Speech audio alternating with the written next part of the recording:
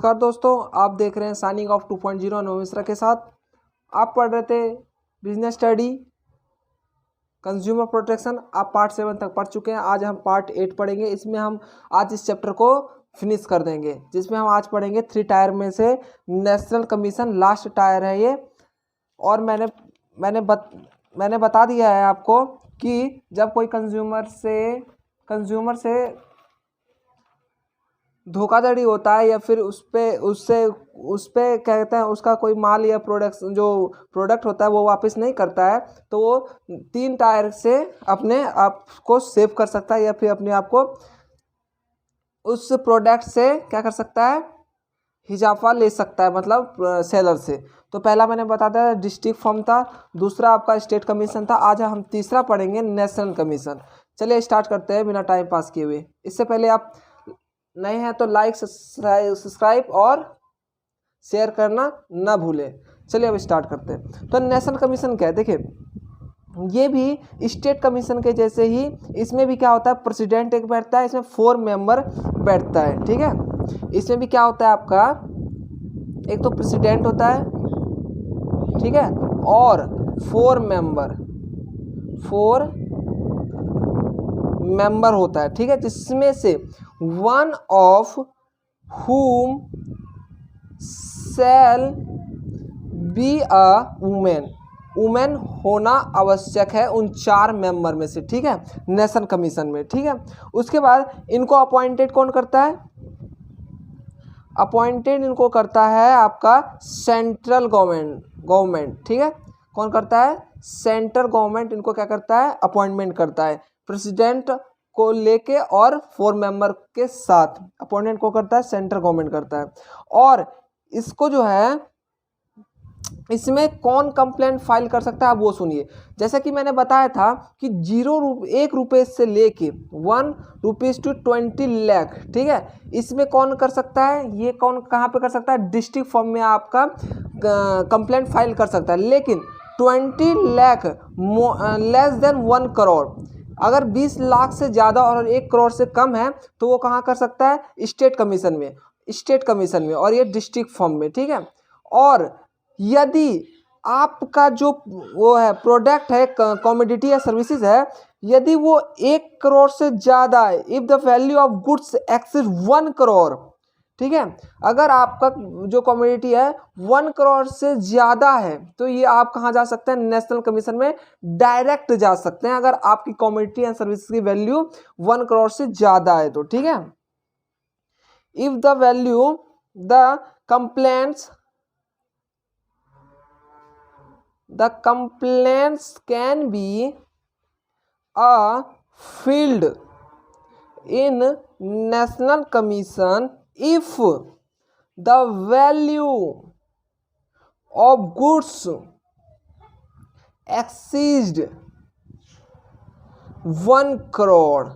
ठीक है, on receiving the complaint the national commission. ठीक है, 1 करोड़ से ज़्यादा वैल्यू हुई तो आप कहाँ करा सकते हैं, नेशनल कमीशन में आप अपना कंप्लेंट डायरेक्टली करा सकते हैं। ठीक है, on agency send the goods and for, देखिए फिर क्या होता है आपका, एजेंसी जो है वो आपके गुड्स को कहाँ भेजती है, टेस्टिंग के लिए। ठीक है, टेस्टिंग के लिए इफ़ रिक्वायर एंड जो जजमेंट, और उसके बाद टेस्टिंग के लिए जब आ जाता है लेबोरेटरी से तो आपका जजमेंट जो है आता है। ठीक है, जजमेंट जब आपका आता है, यदि, ठीक है, if you are a consumer and you satisfy the national commission judgments, then you should be a compensation, but you don't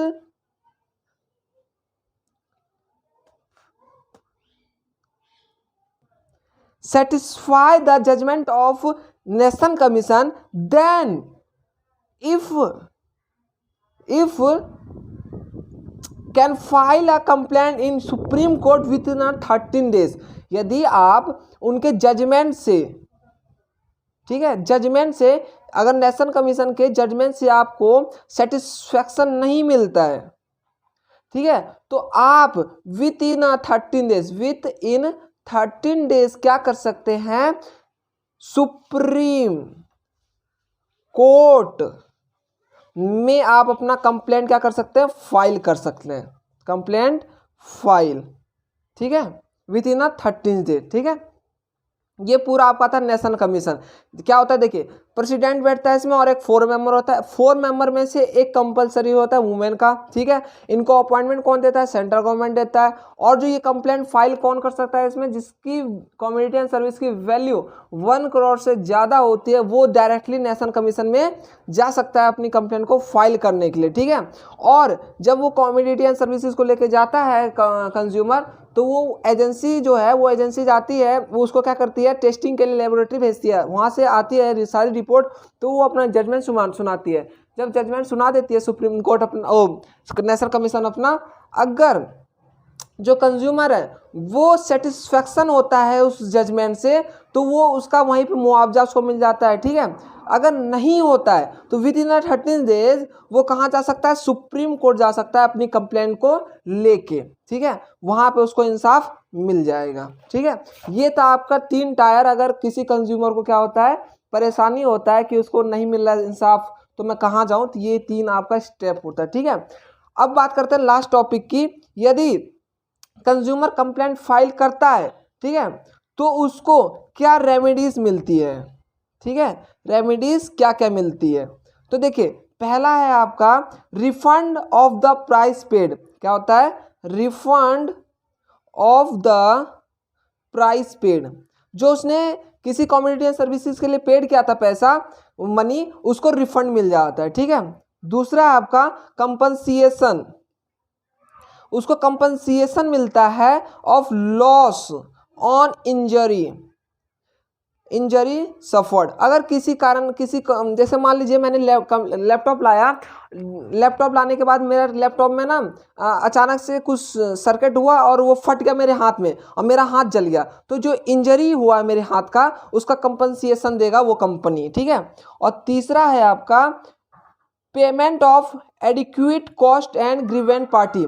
जो पेमेंट करेगा वो क्या करेगा, पेमेंट करेगा जो ग्रीवेंट पार्टी होगा, मतलब जिसने कंप्लेंट फाइल किया होगा उसको पेमेंट करेगा, उसका मुआवजा देगा, ठीक है। और क्या करेगा ये, अगर एडवर्टाइजमेंट से अगर कुछ होता है, ठीक है, एडवर्टाइजमेंट से अगर कुछ होता है तो उसको क्या कहता है, अगर मिसलीडिंग होता है एडवर्टाइजमेंट से किसी कंज्यूमर को, तो वो क्या करेगा, अपना कंप्लेंट फाइल करेगा, उसको पैसा वापस मिल जाएगा, ठीक है।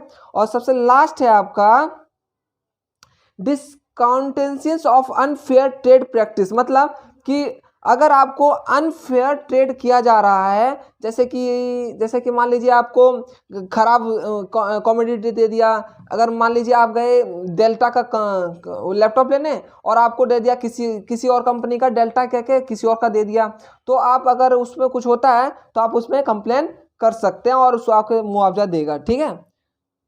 Discontinuous of unfair trade practices, ठीक है।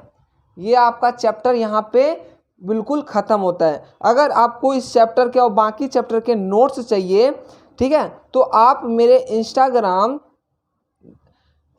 चैनल पे क्या कर सकते हैं,